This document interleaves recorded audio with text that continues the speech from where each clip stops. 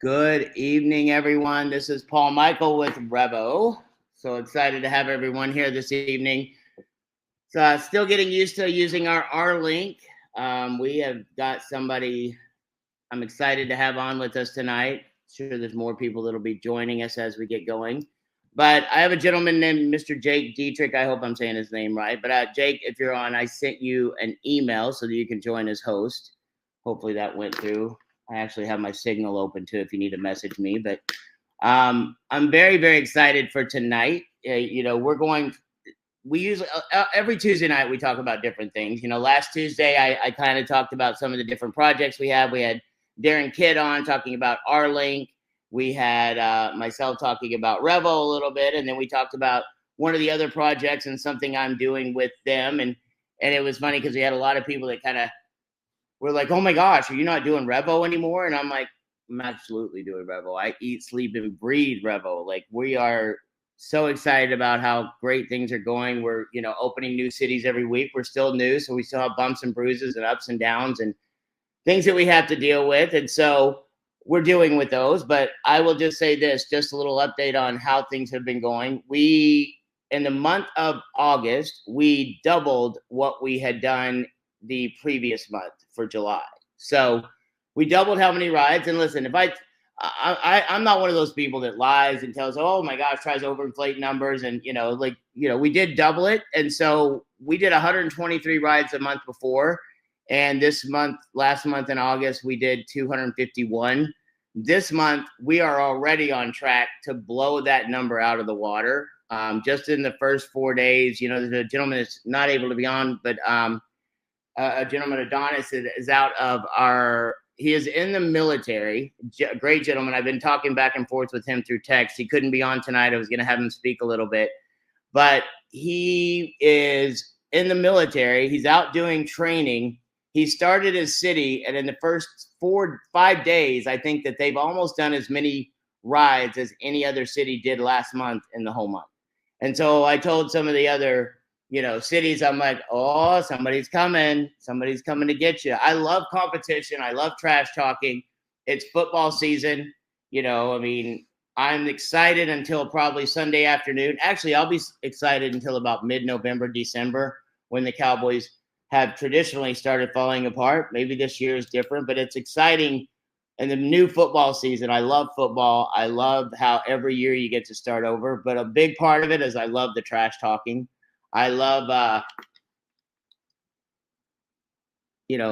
some people in the chat are already delusional. This is why I try not to look at the chat, because I don't want to see delusional people and how badly their brains have been warped whenever somebody thinks Cleveland is going to beat my Dallas Cowboys. Like, there's a lot of things that can happen, but not Cleveland. Come on. So, Jake, if you could message me on Signal and let me know that you got that text, I want to bring you on with me, or maybe can you unmute yourself? And another thing too, make sure that you're muted if possible. I think they may have gotten that fixed by now, but last week we had some issues with people they thought they were muted and they were not muted. So unfortunately, if somebody's not muted and they don't respond, then we have to kind of move them out of the message, out of our thing. We don't want that to happen. Mr. Jake, are you there? Yep, Paul, I'm here. Awesome. Oh, there he is. Man, I did it right. Yeah, it worked great. Yes. I'm so fired up and excited about being able to use our own platform when it comes to good evening. Processing. And there it is. Somebody's unmuted. So if you're on and you're not muted, please mute yourself so that we don't get any background noise. So what I want to do real quickly is I want to go through this fast tonight. I don't want to take probably more than about 30 minutes. But I really, really am excited about having Jake on. I've gotten to know him from some of the events that we've got to go to. And if you know me, I'm loud. I make noise. I probably talk more than I should. And Jake is not one of those people. And some of you could do me a favor and make sure that you block. There you go. Y'all are awesome. You're muting yourselves perfectly.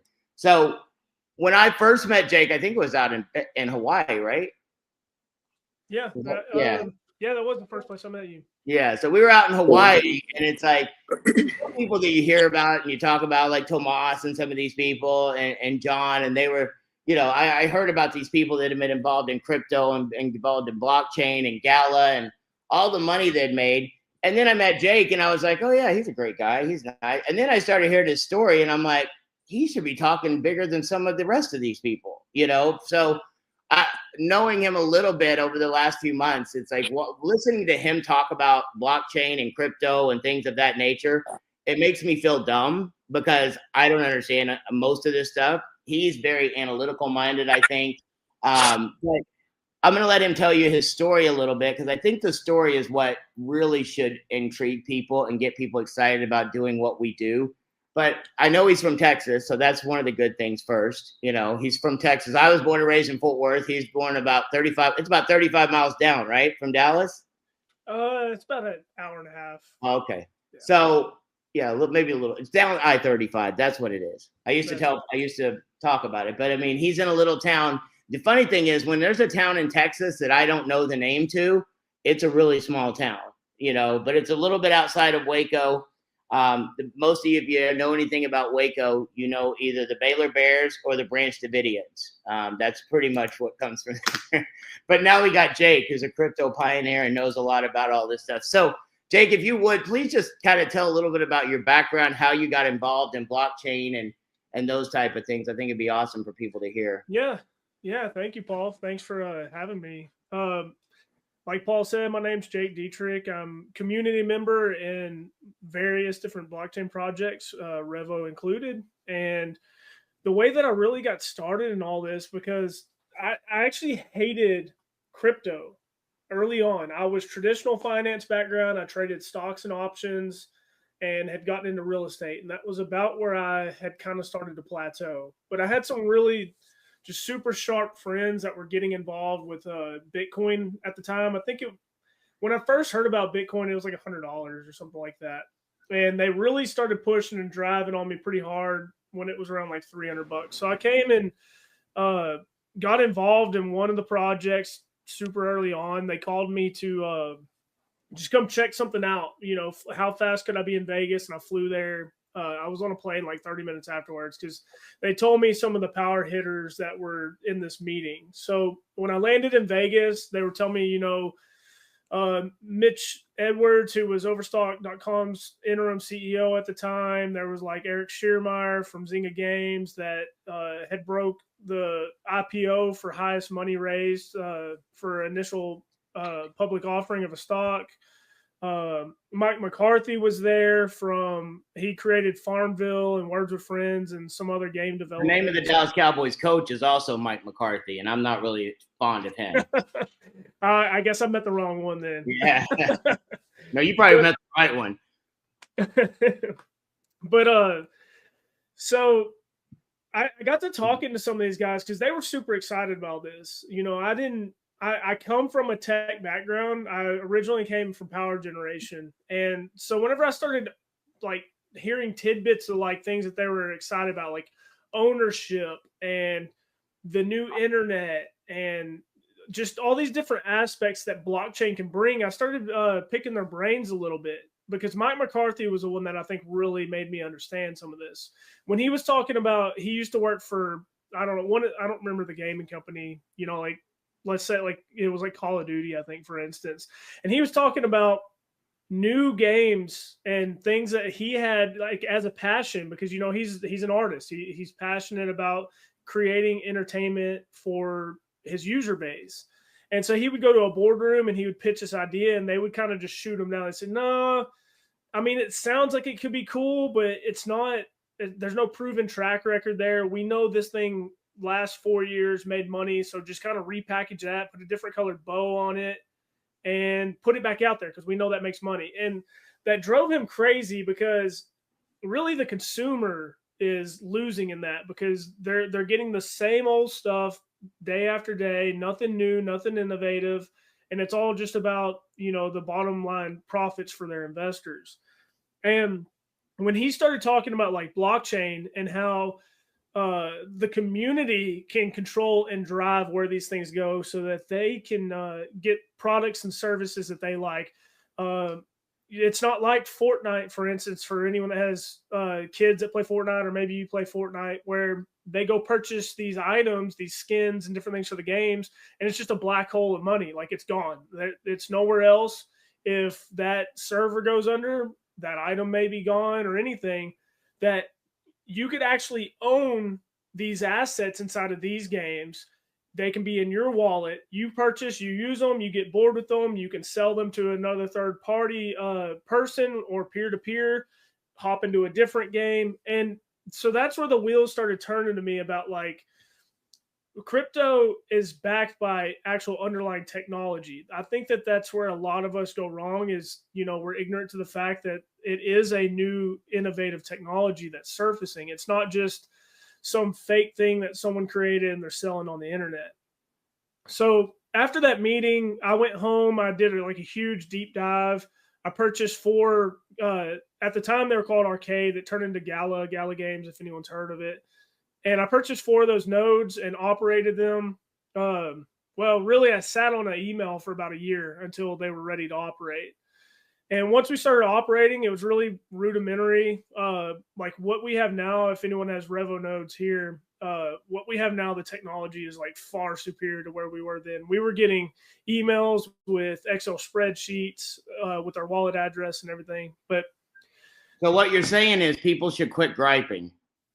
Yes, I mean if anyone is griping, like a lot of times people that like have been involved with like Uber or Lyft, and they are like, oh, like, why aren't you like that yet? Why aren't you there? I'm like, we're 4 months old. How are you at 4 months old? Like, compared to where you had to deal with, it's light years ahead of everything. Things may not be perfect, and it may not be, but at least I tell people you don't ever want to get involved in the brand new, and you don't want to be involved at the end. You want to be involved after a few years of it getting ready and going, but we are able to, like what you're saying is, and I get frustrated sometimes when things don't work and this and that, but I also have that in me that I know I've been through it many times where it's like, you got to walk before you run. You got to be calm. You got to, and learn these things. And most people, like, how long did it take you to really grasp the concept of blockchain technology, how it works? Like, did it take a while? I mean, I'm still learning to this day, but yeah, I'd say it took, I studied on it at least once a day for an entire year. And it finally just kind of started to click for me. When you say you studied, how did you do that? Like that was like, I don't know how many years ago, but it was probably a lot harder to do it. Nowadays, like you can go ask the internet any question you want and it'll find you an answer, right? Like, yeah, I mean, I had to read books, I had to watch YouTube. If somebody's really wanting to learn and do what you did and like really commit to spending an hour a day, and I think that's a phenomenal way. And I think I'm going to start trying to do that more. I can watch a little less TikTok in my off time. But what would you encourage people to look for and look up? I know we have a lot of videos in the back office under Connect and things of that nature. And there's what would you suggest people do? Yeah, that Blockchain Academy inside of Connect is really good. If you go through that, it actually has a new version coming out that's in development for videos, but right now it's PDFs for the most part. You can read those. I say leverage the community quite a bit. Join the Discords. If you're not familiar with Discord, the link is there on Connect. Maybe before we get done, we can put that in the chat as well. Yes. I'll go ahead and grab that invite link too. But there is plenty of sharp community members that, that's the whole point of the revolution that we're driving here. We're trying to educate the masses to adopt this technology so that we can take a lot of the power back that's being used over us by companies like Uber, because Uber has us over the barrel. They have all the ownership. But if we can take that back, if we can educate ourselves and learn about this technology and how to utilize it and how to develop it, that's where the true power comes in from all this. And just like you were saying, just like you were saying that we're 4 months into this. So not only are you developing the products and services side, but we're developing the blockchain side. Like we're building that out as a community for those two to plug into. That's never been done before. It's one thing to just go build a Web 2 company like Uber. I mean, you can spin that up fairly quickly. I'm sure do some back testing and everything else. But when you're talking about earning rewards on a decentralized server, that's it. it has never been done before, and for sure hasn't been done before inside of the rideshare space. So I look at it more like not really just an infant, but it's like an infant lion or something, to where, you know, maybe some people say like you wouldn't kick a child or something whenever it's just learning how to walk, but this thing's like a lion. Like whenever it's ready to go, it's going to be more powerful than the fully grown man, Right. which is the Web 2. Right. So let me ask you this: we're going to get into you showing some practical stuff in just a second. So let me ask you this though: when you got started, I know a lot of people, you know, they look at maybe some of the price of these nodes and they're like, oh my, like, you know, I want to buy that software. Which node should I buy? Obviously, you want to get the Win node because that kind of drives everything. But when you started, did you like buy? You know, I've heard of people buy 50,000. I had a friend of mine that bought 15,000 today. Like, I mean, when you started, did you buy a lot? Did you buy a little? How did you get started? No, okay, so that was Gala was my big start. I mean, I purchased 4 of those nodes. I think that they were like 1,000 at the time, real early on in the industry space, and went home. And like I said, we mined for about a year and a half before we ever got any major traction on anything. Even when y'all were mining then, did y'all get rewards or did that take a long time to kick in? So like after that first year of buying nothing, it was an email. And then we finally got to put our nodes online. So now we're basically in year 2. We actually started taking distributions, and it was once a week. Like we had to operate our nodes locally, and they would drop off 3 or 4 times a day. So, you know, like you have to get the minimum 6-hour uptime. So you were constantly having to babysit these things. You might be ready, like getting ready to go out to dinner and realize that they're off and have to get them logged back on real fast. And then once per week was actually when the distribution came through. So they would stack up through the whole week, and then you would earn it. I believe it was Sunday nights, and you had to make sure your nodes were online. If not, you would miss that entire week's of distribution. So you really had to stay on top of it. Nights were shot. They were not date night. They were not family night. They were node night. Babysitting them. And people didn't realize, you know, how much that actually could be detrimental to you until later on. Like whenever at peak, like 86 cents or whatever, people realize that, oh my God, I missed $10,000. You know, I missed $20,000. Now I'm not saying that like that's guaranteed to happen with any of these other projects and stuff. I mean, I personally feel like that's pretty probable, like that it could follow something similar, but it's not guaranteed. This could do worse. It could do better. Right. I mean, the thing about it is, what if, you know, It's like my thing is like, I don't know if the Cowboys will ever go to the Super Bowl again in my whole life, but I'm going to watch the games just in case. Like, I don't want to be the one that goes, oh yeah, I didn't watch one game that season because I was mad. Like, it's the same thing. If you don't participate, you're 100% aren't going to win. Yep. And so, I mean, I have a friend of mine that she's been talking about, and what you just said is amazing because she's going to buy like 50,000, I think, of these of Rev nodes and some other stuff. And so she's been hemming and hawing around. Like, she took her time, and I was fine with it. But I just sent her. I totaled up the nodes that she was going to buy, plus and times the red or the tokens that are giving out on a daily basis, and I sent it to her. And she's my friend, so I said, "Listen, let me explain to you how many Prada purses you just lost in the last week." And I know what she likes and stuff that she likes to buy. And it's funny because she got on the phone with Casey and made sure she got her stuff done today, because that's the thing. It's like, you know, and I'm not, you know, we don't want people to go out and spend an enormous amounts of money. But when people go, oh, I don't know if I want to buy one of those nodes, I'm like, listen, you don't know how much money I put into, you know, I put in over $1 million just taking a shot. And I know people go, oh, well, you had the money. Yeah, but $1 million is $1 million. I don't care how much money you got. Right. Like, you know, I've got expensive $150,000 a month just running what we do on a daily basis. Not even counting the blockchain costs and the Rev node purchases. They don't even go to help me really run the ride share. They go to, because there's there's hundreds of thousands of dollars it costs to run these networks.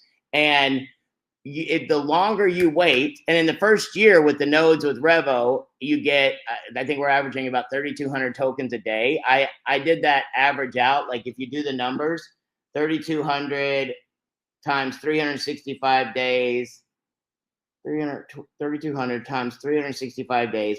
That's about 1 million. And I told her, I said, listen, let me explain to you how many you lost. And I think that if people understand that, and we can all find, if I used to tell people, listen, people go, I don't want to go to a seminar and invest in myself and spend money on this and that. And I said, listen, if I put a gun against your head, and I'm not saying that we'd ever do this, but if I put a gun against somebody's head and I said I was going to take your family and kill them if you didn't come up with $5,000, could you do it? And people always are like, oh yeah. But it just depends on what your motivation is. And so it's like you said, we can't guarantee, we don't make statements like that, blah, blah, blah. But I will tell you this, the people that are the ones that don't take advantage of opportunities are usually the ones later on going, man, I wish I would have done that. I don't really hear a lot of people that, you never heard somebody that spent a lot of money on Facebook stock when it went sky high that goes, man, I really wish I would have done that. I made millions of dollars, but I'm so mad I took that.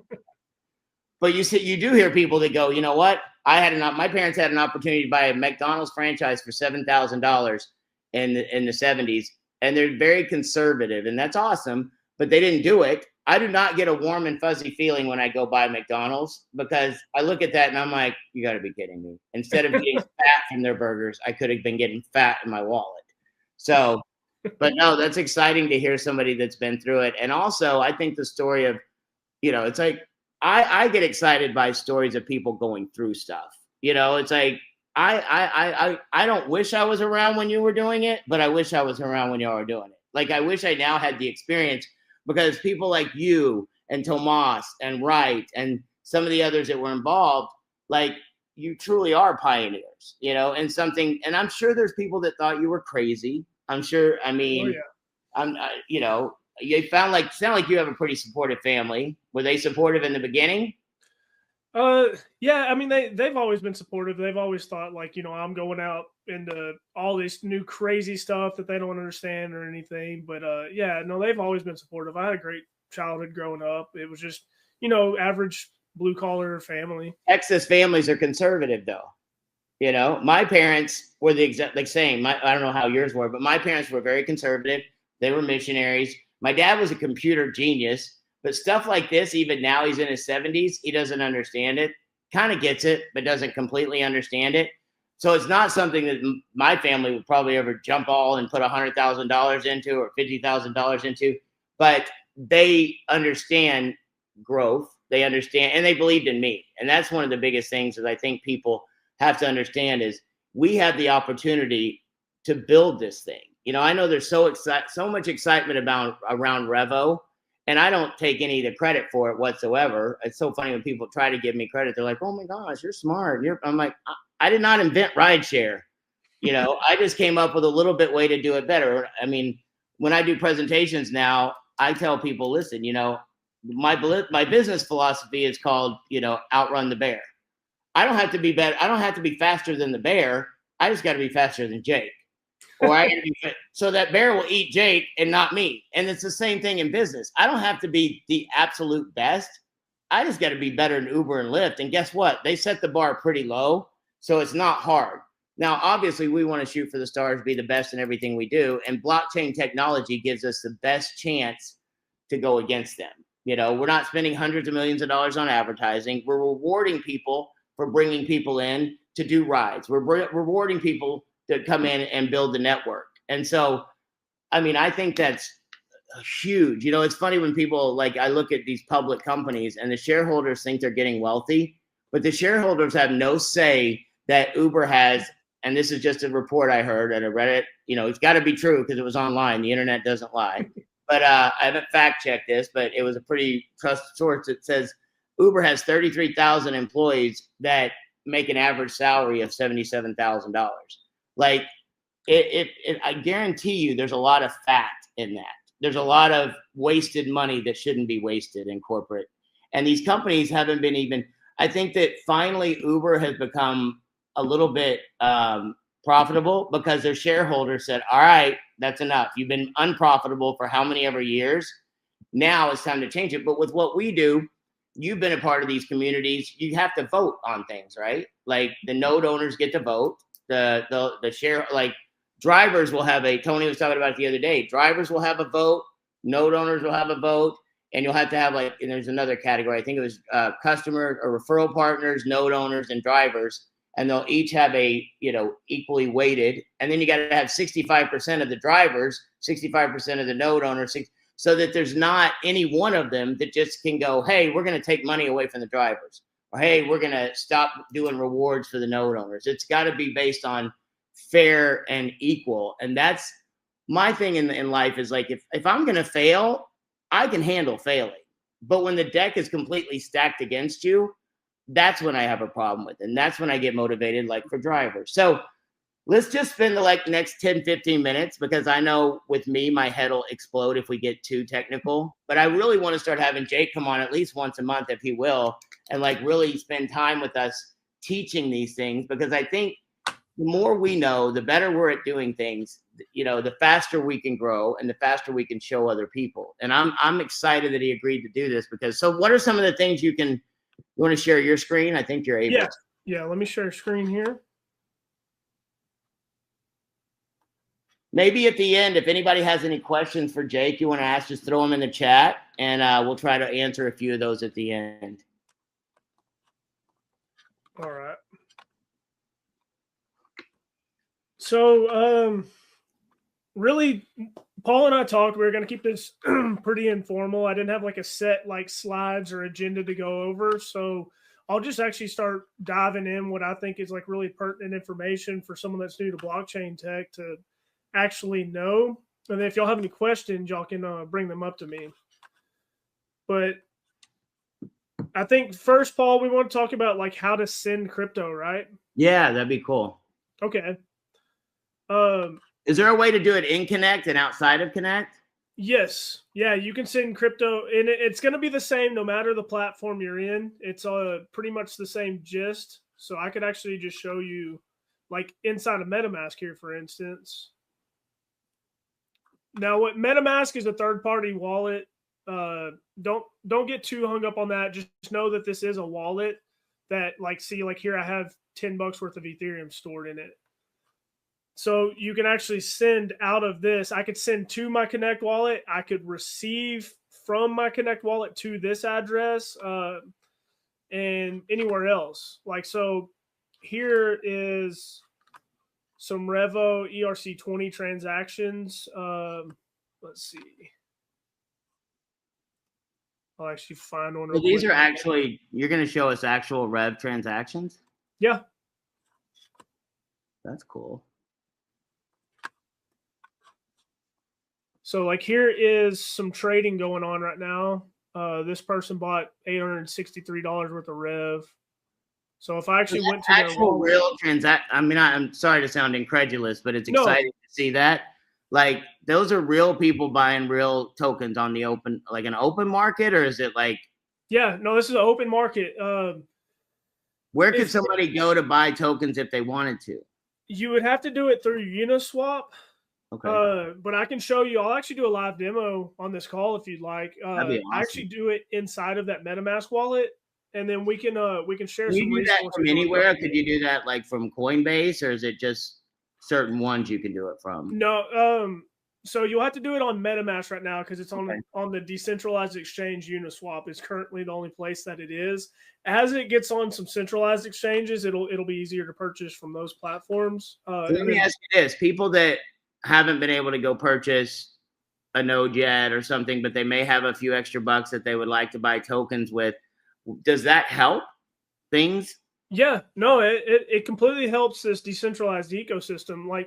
To me, it's, if you think about money coming into some central spot, you're supporting it no matter what. So purchasing the token, you're supporting more the community and the drivers that are utilizing this. And if you're buying those tokens and the value goes up, it's just like if a node, obviously you're going to make way more. You get more nodes from the tokens instead of, buying $863 worth.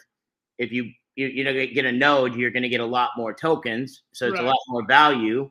But if you're buying those tokens and the value goes up, it's just like anything, right? The value goes up. Yeah. Yeah, I mean, if it goes up, that's absolutely right. So like early on with Gala, I had people that they couldn't afford a Gala node. Like at the time when they first started hearing about them and we started getting on a bunch of exchanges and everything, I think Gala nodes are around like 10 or 11 grand. That's when people started like really paying attention to it, but they couldn't afford that. So they took like, $1,000 and they went and purchased the Gala token. And then whenever So Gala let me ask you token, this, just like I like to help people think of ways to do things. Like if I went and bought $863 of those tokens, and let's say, I don't know how long, but 2 or 3, 4, 6 months down the road, the tokens went up, I could either end up selling those if the market was big enough, and I could end up getting enough money to go buy a real node. well, so that's what people did with Gala. So that's what I'm saying. Like as it got to like the 10-cent range, 20-cent range, they were able to actually, and you don't even have to go that far through it. You can skip that middle transaction. You can actually use your Rev tokens directly to purchase the node. Because like, so for instance, right here, if this person bought 863 at a penny, $863 at a penny, and then let's say just It went up to just 2 as a pennies. scenario, it goes to a Double dime. their money. Well, let's say it goes to 10 cents. Now it's $8,600. Now they could take in, let's say a Revo node's 8,000. They could actually take those tokens, these 52,000 tokens that they purchased today, and go purchase their node with that. That's exciting. That's cool. Yeah, and I had people do that with Gala early on. They couldn't participate in the node tech right away, but then they eventually got to where they caught up. And I'll tell you, because some people do think that they think like, okay, well, I'm just going to go buy the token versus like, why would I buy a node? Especially if at some point there's a spot to where it's like, if I take $5,000, I can get this many tokens, or I can get a node, but it's going to take me a year to get that many tokens. But like people are thinking too short term in that. They're not thinking like, okay, this is the rest of your life, like that you're going to be rewarded for participating in this blockchain. And outside of that, like the nodes, I think are going to be the thing that's going to be fought over in the future, because there's literally only 100,000 of them. You can't get more finite in the crypto and blockchain space than like 100,000. I can't think of many things other than certain NFTs that are that rare and finite. And so think about rideshare in general, like how popular it is. If we can even tap into like 10% of that market, and those transactions are going through these blockchains, those blockchains are going to earn the transactions that are being confirmed on it like indefinitely. That's why you're supporting the blockchain, and that's why these node licenses are going to be so crucial, and why I think they're going to, when they sell out, the secondary market's going to be very crazy on them. I want Rev to be the first one that sells out of all the projects. Like that, I think would be so sick if we were the first one. But I do think that like people going and buying these tokens, like that's going to help us accelerate even more, instead of, it's great to have people that buy the nodes and things of that nature. And that's really starting to take off. I know we had probably one of the biggest months last month that we've had so far. And, my goal is to just keep the gas, so to speak. Oh, and one more thing that Jake has done for us that most of you probably don't even know, that video that played in the beginning with all the cars and the music leading in, Jake put that together for us. I didn't even ask him to, and he just sent it to me one day. Like that's one of the things I love about certain people is there's some people that are in it for themselves, and they're just like, oh, they always got all these bad questions. What's wrong? This is wrong. That's wrong. Jake's not one of those people. He just quietly helps out any way he possibly can. And that's what building a community is all about.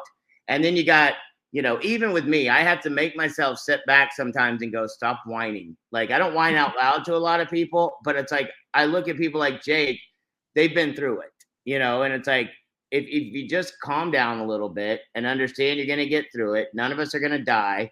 We're going to get there, and it's like, that's the biggest thing is I try to tell our drivers and our customers, like, listen, if we open a city and it doesn't go right and we have to shut that city down, oh, well, like there's no harm. Like it just didn't work in that city right now. It'll work.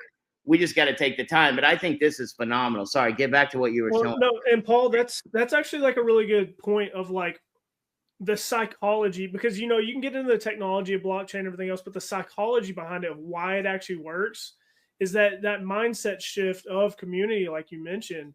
Because how could how can a Fortune 500 company compete whenever it's just their executives doing their own motivations to serve themselves versus something like blockchain, to where everyone's participating, everyone has this buy-in that they want this to succeed. You can't compete whenever like Uber has so many employees, and then yeah, they have their drivers, but their drivers for the most part don't give a crap about the brand of employee or of Uber. You know, they're just sitting there trying to make a living. But think about when you flip this and you have all these community members and not just drivers. Like, I'm not a driver, but I do support this project. I like wholeheartedly, like, once I met you, I didn't realize that this was such a problem. Right. But like fixing that, applying this technology towards it and everything else, that how can you compete whenever those are almost laborers? Like, you know, we are building as a community, putting our effort, putting our resources, putting our skill sets into this. They can't compete with that. There's Right. absolutely no way. There's so much energy going into this that that's where I feel like blockchain really thrives on. And then the other aspect of it is that broken system model. Like you were talking about, the investors were driving to make things profitable. Well, if they weren't profitable before, they had to make cuts somewhere, and that probably was at the expense of the drivers and probably the riders. So why do we want to serve this central authority like that? We no longer need that to happen. We don't need the systems in place that they had for monetary raise and everything else that goes into it. So now you don't have this company building subpar products and services just enough to stay afloat and serve their investors. Flip it upside down. The community owns the network that everything is built upon, and they're the ones that get the say so in the vote of good quality services and products. That if that company building on top of their network that they own no longer serves them, they can drop them. They can say, you're no longer serving us. We're going to vote and either have this thing changed to where this is actually like a fair relationship, or you're going to hit the road and we'll get another company that's going to come build on here. So like the true ownership of everything that's being built on is what restores like natural commerce of how things should be. You actually should have to provide a service or value that is equitable to be able to receive compensation. And Right. And that's what this is going to restore. But okay, so getting into like a transaction here, I was just going to show you, like, you can take this person's receive address, because here they are. They're actually taking in, you can see where they're taking in REVO, and then they're sending it to different wallets and everything else. This is what's called a block explorer or blockchain explorer. Again, I'm probably feeding y'all with the fire hose here, but kind of stay with me for a minute. But what this is the Ethereum blockchain of wallet transactions that are happening inside of those blocks as they're verified and transacted on. It's all completely encrypted. I have no idea who these wallets are, but you could actually follow through if you wanted to trace exactly where these assets were going. But to show you how to send crypto, I would just copy like an address like this, whoever's wallet address this is. Now, if you're going to pay someone that you know, obviously you're going to know that that's their address. But if I wanted to send them the Ethereum that's inside of my wallet, it's just like this inside of your REVO back office or inside of Connect. Very similar. You would go into whatever asset class currency you're wanting to send. So like, for instance, if I was wanting to send this person Ethereum, I would hit send. And then I would paste that address in that I just copied. And then I would want to verify like the last four of it. So I would go back and I would verify, okay, that was lowercase d, uppercase D67. So that is this correct address. And then I would type in the amount of Ethereum that I'm wanting to send this person. So I could actually do this in US dollars. Like if I was wanting to send $5, and then I would hit continue, and that transaction would actually go through, and we could watch that on the blockchain as a transaction into that person's wallet. So that's how you send crypto. If you need to receive crypto, you would do the same thing like how I just got that address, but you would get it from your own. So inside of here, you can see my receive address is up here. I would just copy that, and then I would send that to whoever's wanting to send me crypto. You can also get into,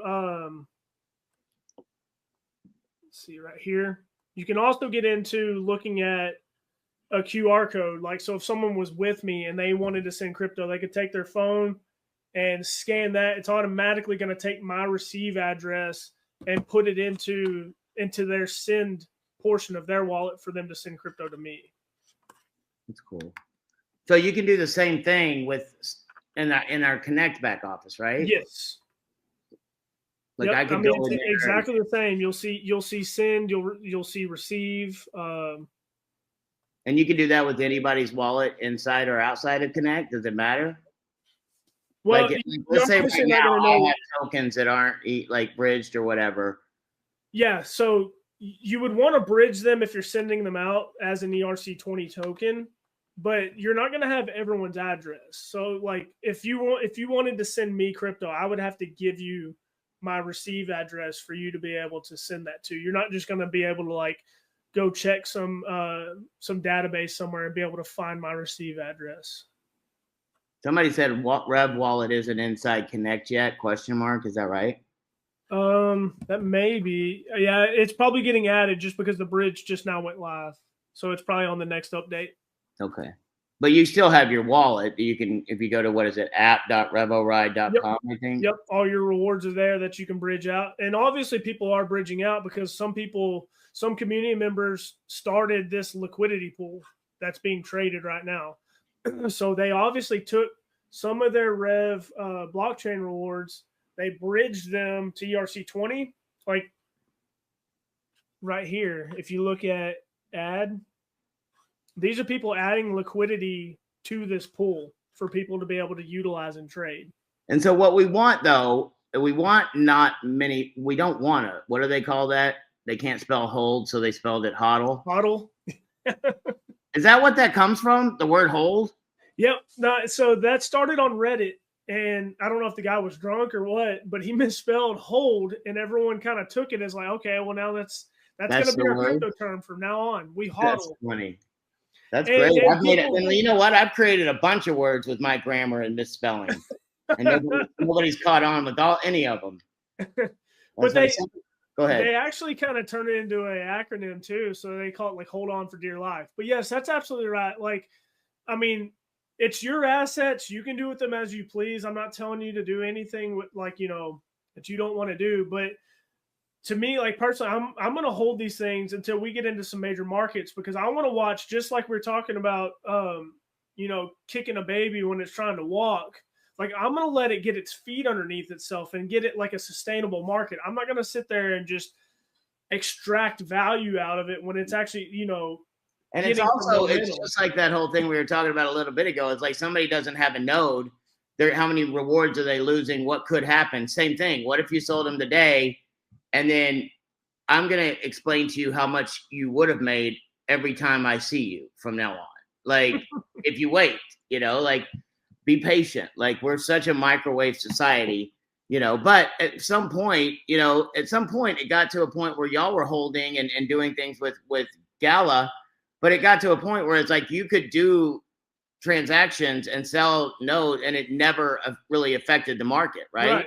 Yeah. I mean, that's what you want to get to, is a sustainable market. You don't want to sit there and extract it whenever it's first growing. You need to find that equilibrium when the world knows about it, that it can actually sustain those transactions. So like whenever we first got on Binance, and I think it ran from like 3 cents up to 10 cents.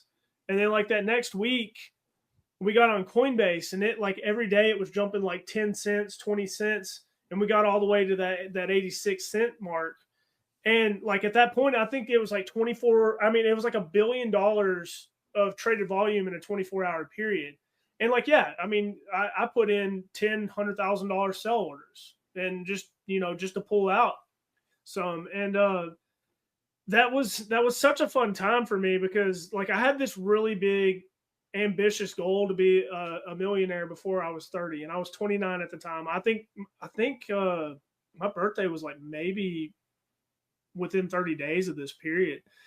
And I remember being like, I was sitting at work one day and I looked at it and I hit that point. I was like, okay, I'm there. I remember calling my parents on my drive home and just kind of talking to them and, saying like, you remember that project that I got involved in and everything? Like, I just became a millionaire. And then the next day I rolled over, and then the next day I rolled over, and I remember calling my dad and he just was thinking we're just going to have a normal conversation on my drive home like we normally do. And he made like a joke like, oh, how many more millions you make today? And I was like, well, matter of fact, 2, but that's not what I was calling about. That's the thing I love about this and I love about business is like, I talk about football a lot, especially because it's football season, but like a lot of times athletes, they want to do things so that they can retire their parents, buy their parents homes, take them on, like because of my lifestyle and the way I've done things, I got to take my parents on an 8-day cruise and take care of them. I think you paid off your parents' home at one point because of this, right? Yep, that's exactly it. And that's the thing. Like it's not the money. It's what you can do with the money to enrich other people's lives and have fun. Like I get to travel a lot now. I get to I'm leaving on Thursday morning to go out to Utah to cut some videos for one of the other projects. And on top of that, I get to go hang out with Casey and some of the people from Connect. And then I'm going to Post Malone concert. Then I'm going back to Columbia next week. Like if you really, really embrace this lifestyle, even if you haven't got the money yet, you get to live the lifestyle of a millionaire or a billionaire. Like you get to do what you want, when you want, and how you want to do it. What you just showed us already, and I know there's a gentleman named Derek that said this is all confusing to me. Don't worry, Derek. It's still confusing to me, but I'm excited about it. I'm excited about it just because of a little bit of my understanding. And somebody said, if you have an outside wallet, do you really need to have a Connect wallet? Yes, you absolutely do. Once again, one of the things I've learned is that to get on some of these bigger markets or coin market cap and some of these other places, you have to have a certain number of wallets within your ecosystem, correct? Yes, that is correct. Actually, I can show that real quick. Cool. That if you haven't bridged your rewards, that's actually something you would want to go do right now. So if I have rewards in my Rev, like I have 154 million rewards, I think I need to go bridge those. Yeah, or at least some of them, because we want to get the number of holders up. Really, only 143 wallets have bridged. So we need to get these numbers up tremendously. So everyone that's on this call, if you haven't bridged your wallet, and I know Jake and I talked about it. He can do videos. Can you do a video on that, on how to do it? Yeah. And is there maybe some good write-ups and support? I don't know if there's one specifically for Revo just yet, but yeah, we'll get that, and I'll also get a video for how to purchase Rev step by step, and even like how to set up a MetaMask wallet prior to that for those that aren't familiar with it, so you can follow along. Even if this is confusing, it's something that you'll learn, because this was confusing to me as well. I mean, I was completely in your shoes, but I feel like this space is so interesting and it's so tight knit and so small right now that it becomes interesting enough that you want to become an expert in this. Because, I mean, really, Paul, like how small have you noticed this space is? Like the circles at the top. It's, very small. I mean, there's still hardly anyone getting involved in all this. Like we're truly pioneering something that.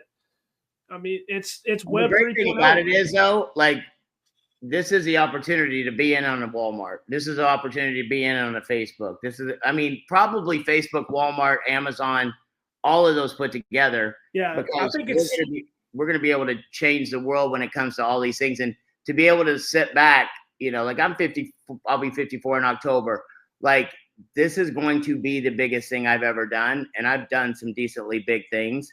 But on a scale more than just money, more than just building a team of people, I want to be able to sit back and when I'm old, like there's a young Paul and an old Paul, they call him. So I have a friend of mine, Paul Cafaro. He's a YouTube expert, YouTube creator. His name is Paul. He started calling me Grand Paul. And I'm like, and he called me old Paul and he's young Paul. And I was like, before you became my friend, I was just Paul. So we could go back to that at any moment. But like having someone like him, you know, and it's funny because you would think a lot of the younger generation would understand this stuff and get it and grasp it. I have found there's a lot of older people that are really grasping this and latching onto it even more than the younger generation. You know, they just know how to use things. My son, he doesn't understand any of this yet. So it's like, don't worry about it. Like, it's not about how old you are, where you're at in life. It's just a matter of if you're willing to put the time in. We're all smart. None of us are dumb. It's just like, how many of us, the first time you open your phone, it's like Greek, or first time you use a new app, it's something you don't understand. But over time, you just get better at it. You get better at it. You make mistakes. You keep going. I mean, if a kid quit walking, if a kid fell down 3 times and then just said, that's it, I'm not walking anymore, this walking stuff doesn't work. That's not how it is. You got to take those falls. You got to get back up and keep going. But Derek, you are one of those people that, like, I will remember your name when you said, this is confusing to me. What's great is I know that, like, you thanked Abby for answering your question. That's what a community is about. That's why Jake is on here tonight. Probably not many of the people that are on this call tonight he directly deals with on a daily basis or brought into the ecosystem or any of the brands, but he's here helping all of us learn how to do this. So I don't want to take a lot more time. If there's anything else you think we should look at real quick, and then we can kind of wrap up. Yeah, I do want to show just maybe like a grand picture of things. If for those people that maybe can't fully picture this, because like you said, this is a skill set. It's something that you have to learn. It's just like the first time you ever used a credit card to purchase something online. I remember there used to be a little question mark about the CVC code because no one knew what that was trying to purchase something. But like now, and technology gets better. As things become more seamless, like I really think the future of blockchain is people won't even realize they're utilizing blockchain. They'll just know it's like it's some communication protocol that they use now instead of the normal internet. And that's where you mentioned, like, you think that this will be like Walmart or Facebook or something. I think it's way bigger than any of that combined because, like you said, this is like Walmart or Facebook has their own little driveway to their parking lot. We're interstate. All, like, anything can plug into a blockchain. We're building a network that we own. And if any, like, industry specific company wants to come build in, like, they can propose to us as node owners and we can vote on that. I mean, if this does anything, like, I wouldn't doubt, Paul, if Uber or someone says, like, you know what, we're failing, can we utilize y'all's network? That's fine with me, but they're gonna have to play ball and do the right thing. Yeah, well, they have to. That's right. Why we own it, because you got to remember, it's Web 1 was the intranet days whenever people could first hook computers together and they could read things, and then internet, or like Web 2.0.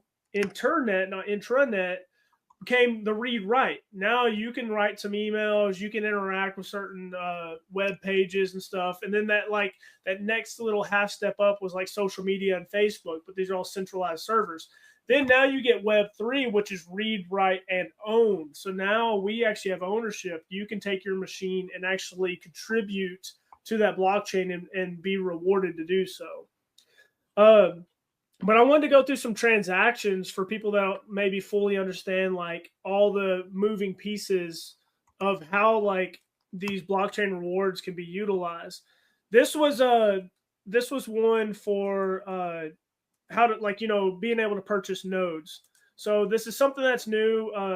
I think that y'all noticed that the Rev token can actually be utilized, like, inside of Connect's marketplace. So if you took this scenario of, like, a node owner earns blockchain rewards, and then on the other side, a developer somewhere is creating node software to be utilized in a marketplace, these two people can come together and transact inside of a decentralized marketplace such as Connect and utilize those rewards to get more software.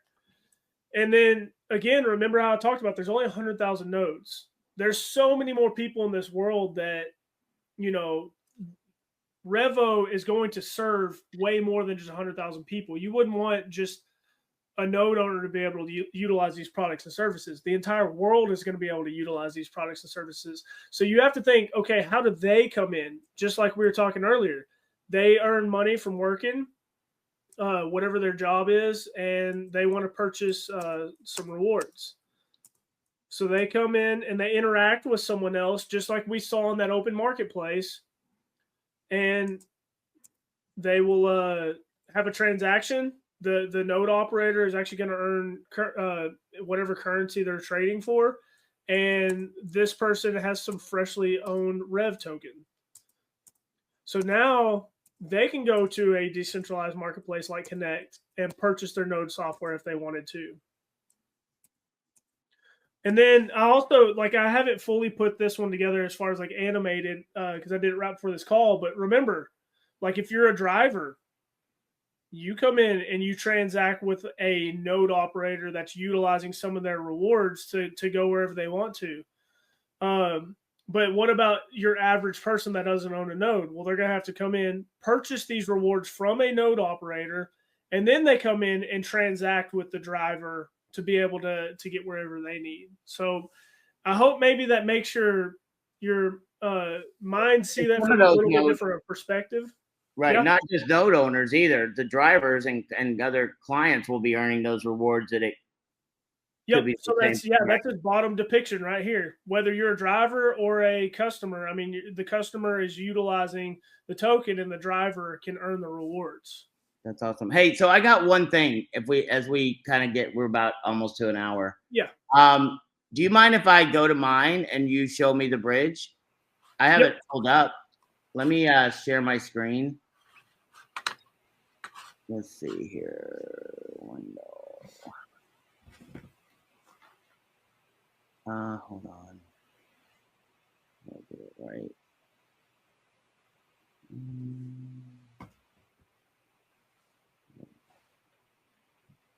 Can you see mine now or no? Yes. Yeah, I can see your Revolution Rewards page. All right. So what I did was I just went to my wallet and then I go to what? Rewards. Well, so do you have Ethereum in your wallet? I think I do.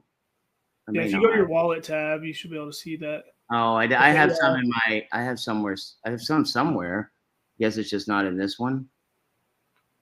Yeah. I would have to have some to bridge it, right? Yeah, I can send you some real quick if you want to we can show people that. Okay. I mean, I don't want you. I can send you back whatever you need.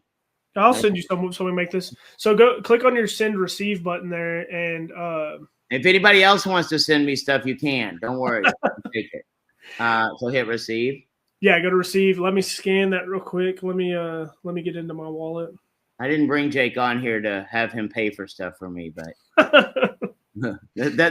that's my scam. I just bring people on and they this help. Is the modern thing. We went out to eat and you're like, oh, I forgot my wallet. That's it. That is the modern one. That's the Web3 way of not paying for dinner. I forgot. You can't say that no anymore because nobody forgets their phone.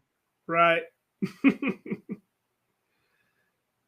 right. Let me find an account. It's got some ETH in here. Maybe this one. Yeah.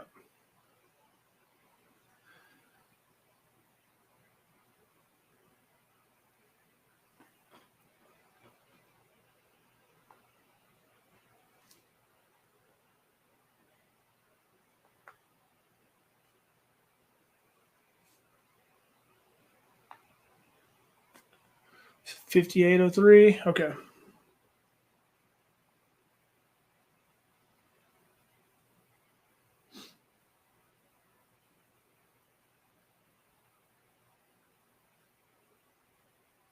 So while he's doing that, I can go here. I can show how many of my nodes are active and online. The dashboard there. That's how many rewards we got.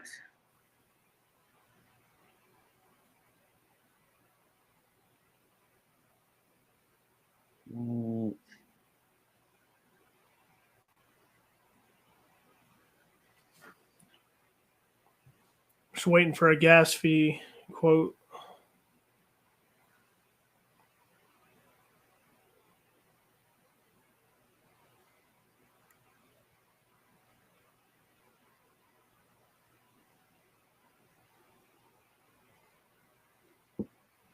Let me, while we're waiting on that, maybe I can jump through some of these questions. Okay, yeah. Yeah, Jimmy Sab knows how to do it. Should we bridge the max of our rewards? Somebody asked. That's just a personal decision. You can keep some of them in native if you want. I usually do about half of mine, if that helps anyone. Okay. Can you unbridge them? I believe that there is in the works a reverse bridge, but as of now, no. I mean, so what's the difference between native and bridged? Okay, so native exists on the Rev or the Revolution blockchain. So that is like a native reward on it. And then if you bridge it, you're moving it to the Ethereum blockchain, a completely different network as a token on their network. And I know that can kind of be confusing.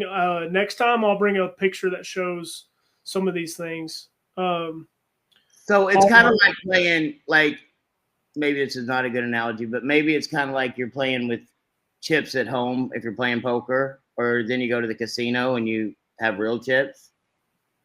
Yeah, I mean, it's in a different network if you think about. I usually look at it like you move a vehicle from one country to another. Like now you're no longer in one economy. It's still the same asset, but it's in a different economy somewhere. Angel Medina said, I don't understand anything, but I've been selling nodes. That's the greatest thing on earth. You don't have to understand. I don't know how my microwave works, but I know it makes the food hot. So, yep. Like, I don't have to understand it. I just got to know it works. Hey, Paul, my phone had crashed for a second. You might, yeah. Let's see.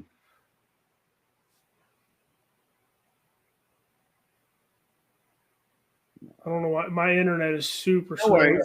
Don't worry about it. Listen, I mean, so what would happen, though, is I would go to Bridge Rewards, right? Yes. And then I would just say how much I want to do, like, out of those. Yeah, so it's in that. Go to that top right. Do you see the bridge? Okay. Yeah. Yep. And so then I would just say however many you want to do. So I would put that number right there, and then that would go to Revolution ERC20 main net. Is that right? That's correct. And then it would just charge me a little bit of a gas fee. How much is that usually on a gas fee? It depends on Ethereum. Yeah, anywhere between like probably like $3 and $10.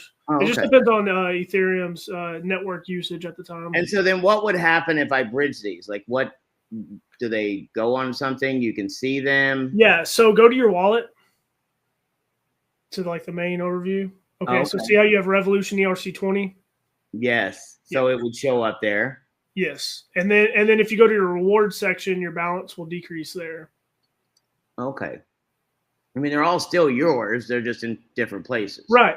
Yep. They're on a different network. So you can, because the native can only be utilized inside of the decentralized ecosystem there. But if you want to take them outside, like we're talking about having external markets, that's how new customers are going to come in from the outside, is they're going to purchase on the Ethereum mainnet and then come in. Awesome. No, I appreciate it. So, I don't want to keep going. I don't want to take us any longer tonight, but I do want to show everyone something before we end. I will tell you that you can still see my screen, right, Jake? Yep. So I'm very blessed, and I've been networking for years and years and years, and a good friend of mine. Like, I just want you to understand, you never know who you're going to come across and who you're going to meet. And if you know me, I'm a big, huge fan of Post Malone. He's from Texas. He's just come out with a country album, but I went to a concert a couple of times that my friends got me really good tickets. I got to meet his manager, his road manager. He and I have become very, very good friends. And because I was just interested in what he did, like, I met his manager. His manager comes from, his name's Jay Santiago, is his road manager. He comes from a background that if I told you it, you probably wouldn't even believe who he is and what he's become.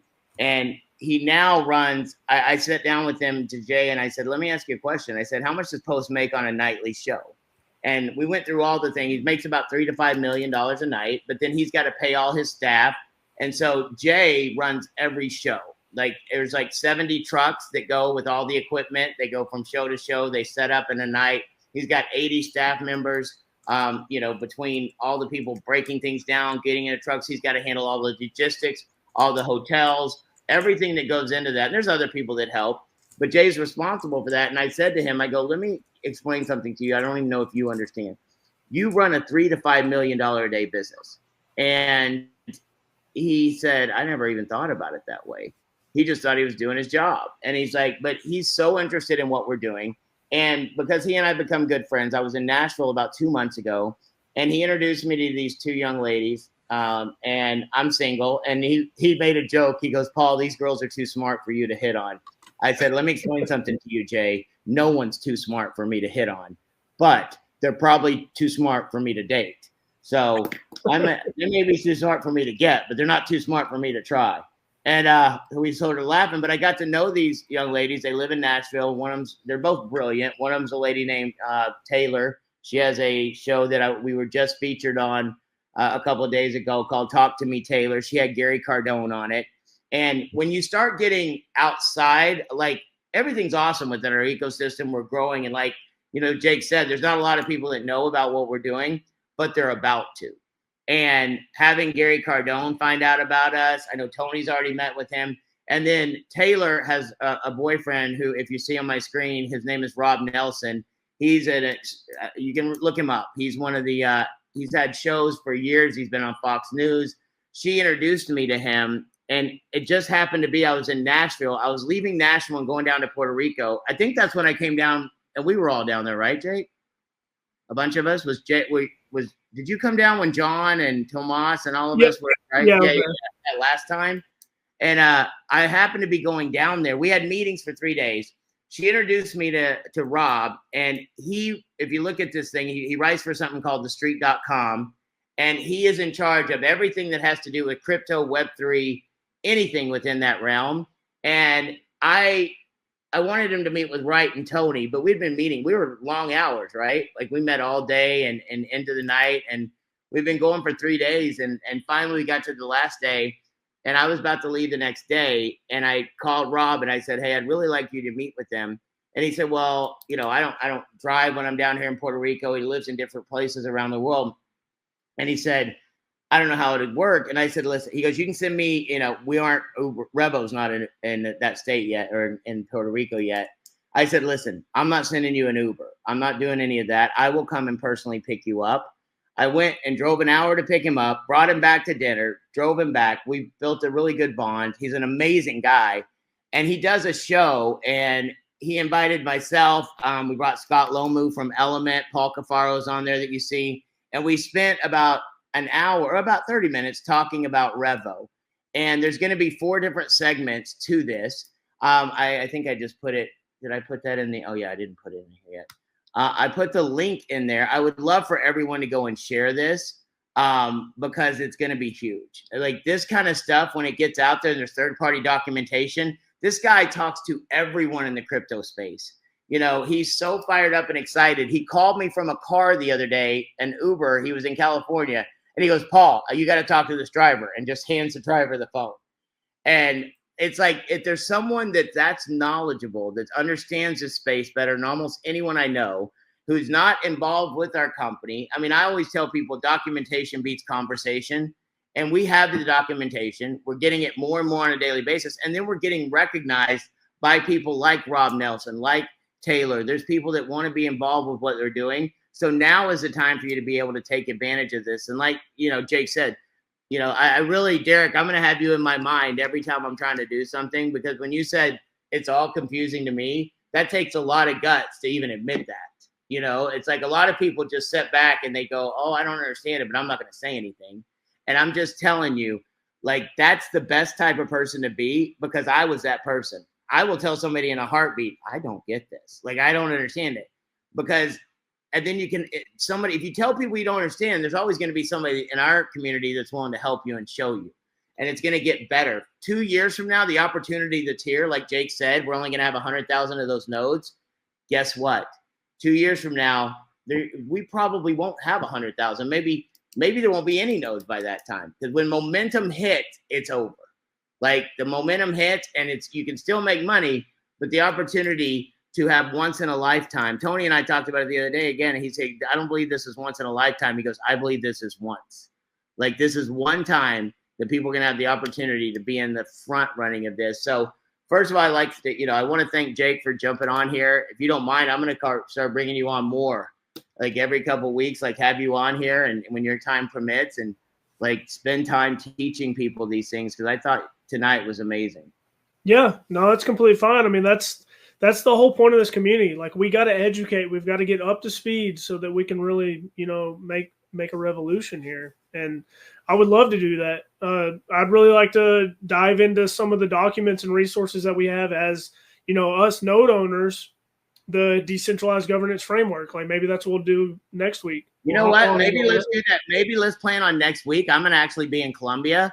Maybe I'll give you my credentials and you can just run the whole thing. Like, I would love that. I may be doing a meeting. So I was going to maybe record something, but I think it would be good. And I would encourage everyone that's on here is like, have people get on these calls, like, and encourage them to not get bored. Like, I'm telling you, it's easy. I get very bored very quickly, very easy. But when it's something I'm interested in, I can make myself understand it. And I'm so fired up about this stuff right now that, like, it's fun because you are learning something new. And there's not much to learn new in life anymore, So once again, if everyone would say thank you to Jake in the chat, that'd be awesome. And then we'll plan on next Tuesday night. If you have questions, you can always send them into support.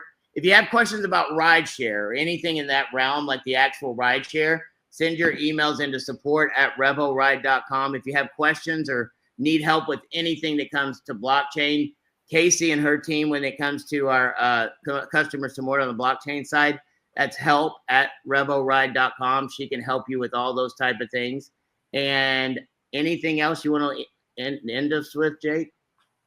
No, I mean, I appreciate y'all taking the time to kind of let me introduce myself. And I love that all y'all are getting involved here. Let's go ahead and go change the world.